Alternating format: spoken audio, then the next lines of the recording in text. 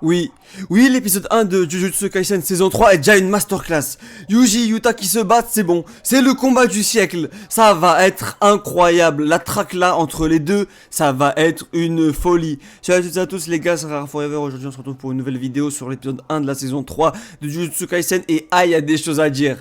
Il y a des choses à dire. Déjà, on va parler de la DA. Une nouvelle DA, nouvelle animation, et franchement elle est fluide comme de l'eau de roche. Bon, plus personne ne dit ça en 2026, mais elle est incroyable, les combats sont phénoménal, bref, dites ça comme vous voulez, mais bref, ça se voit qu'on va avoir une saison de très haut niveau, franchement, c'est incroyable, pour un premier épisode, parce que d'habitude, vous connaissez les premiers épisodes dans les saisons, c'est toujours, oui, voilà, alors ce personnage, c'est lui, ah non, la Jake, la bagarre, la basta, la bagarre, la baston. Bon, on savait qu'il allait avoir ce combat entre Yuji et Yuta, mais franchement, on savait pas qu'il allait être arrivé aussi haut. Maintenant, je comprends pourquoi l'épisode, il a été diffusé au cinéma pendant 2 jours. Parce que vraiment, j'avais l'impression d'être dans une salle de cinéma quand j'ai vu l'épisode. Je vous promets, mettez l'épisode sur votre grand écran dans votre télévision, salon. Vous allez voir, l'animation, elle est fluide. Le moment où T'as la moitié de la route qui se coupe en deux et qui commence à se décaler, à se couper en deux, à se refermer sur elle-même. Et t'as Yuji qui est en train de courir jusqu'au bout. J'avais la tête qui tournait, j'ai dû prendre un Doliprane tellement j'avais la tête dans les étoiles. C'était abusé. Franchement, c'est là où j'ai compris que vraiment sur l'animation, ils ont fait encore un effort de plus que la saison 2, alors que la saison 2, c'était déjà masterclass. Et là, c'est que le premier épisode. Ça veut dire les autres épisodes, ça va être quoi ça À quoi on peut s'attendre encore? Mais faut que je parle de Yuta. Ok, Yuta est incroyable combattant et tout, et il a une énergie occulte incroyable, meilleure que Gojo, et ça il faut le faire pour avoir une énergie meilleure que Gojo, il faut y aller la chercher, et il est allé la chercher, et on sait comment il la chercher dans le film, allez voir le film pour plus d'informations. Mais il a une énergie occulte qui est number one hero, quoi. C'est comme si vous dites sur My Hero Academia c'est All Might, c'est pareil en fait, c'est la même chose. Sauf qu'il y a un truc que Yuta, moi je lui reproche. C'est pas son sabre qui est dégueu, qui est moche, bon, voilà, son sabre après il date des années 80, 70, ça c'est son choix de style. Moi je juge pas le style vestimentaire des autres, mais bon, après chacun fait comme il veut. Mais son sabre, ok, il est pas ouf, il est pas dingue, il est classique, mais ce que je juge c'est que Yuta, on lui dit, va tuer le fléau, va tuer Yuji. Ok, je veux bien, mais il pose pas de questions, il se dit pas, je vais aller tuer un être humain, il se dit, je vais aller tuer le fléau.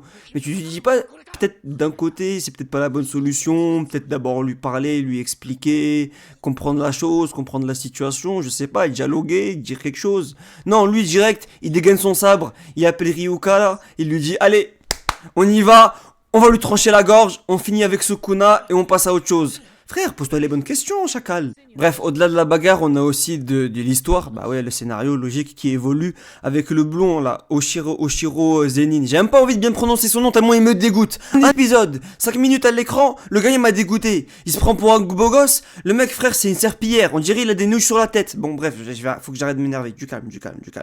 Non, plus sérieusement, c'est le membre de la famille des Zenin, mais il fait trop le BG, il fait trop le mec qui a du flow. Frère, t'as aucun flow, t'as rien du tout. Et j'espère qu'il va se faire allumer cette saison. Parce que le gars, il pense trop qu'il est chaud. Alors que, en fait, il va être le prochain chef des Zenin.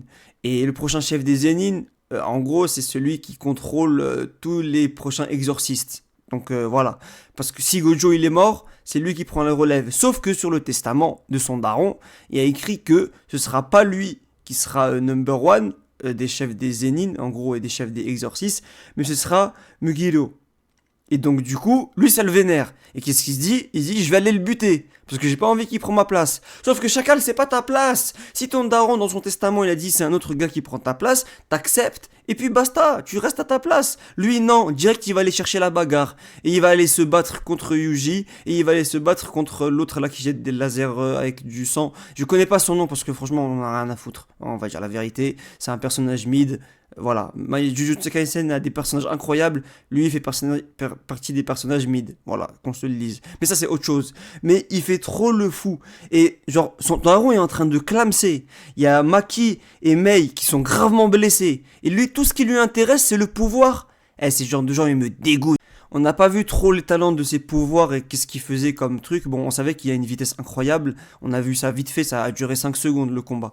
Mais En tout cas, moi, ce que je sais, c'est que si tu retrouves Megumi en face à face, 1v1, frérot, ça va finir en 5 secondes comme quand Tanguy, comment il s'appelle? Tanguy le boxeur là, Tanguy Ndombele ou je sais pas quoi là. Je regarde pas la boxe, moi j'en ai rien à foutre, frère. Mais bref, faut aussi revenir sur l'ambiance de l'épisode. Quand t'entends les booms, les immeubles qui s'effondrent, les routes qui s'effondrent, tout s'est effondré. Tout s'est effondré dans cet épisode-là. Dès qu'il touchait quelque chose, les vitres, les immeubles, les chaises, les routes, les voitures, tout s'est découpé.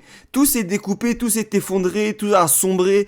Et les booms, les bas, tout ce que tu veux. Ouais, je fais aussi des effets sonores, c'est monsieur métier. Non, je rigole. Mais bon, bref, c'était vraiment, l'immersion, elle était totale. Mais bref, j'ai bien aimé qu'il y ait de la bagarre tout le long de l'épisode. Et que Yuji aussi, il a passé 10 minutes au moins de l'épisode à faire que cavaler. Le mec, il a fait un marathon. Offrez-lui une médaille d'or au JO. Parce que franchement, le nombre de kilomètres qu'il a parcouru, le bug, c'est abusé. Enfin bref, nouvelle DA incroyable. Yuji qui se remet en question. Des combats de folie. Saison 3 de Jujutsu Kaisen, ça arrive fort. Merci à tous d'avoir suivi la vidéo. Prenez soin de vous. La santé avant tout. Bye.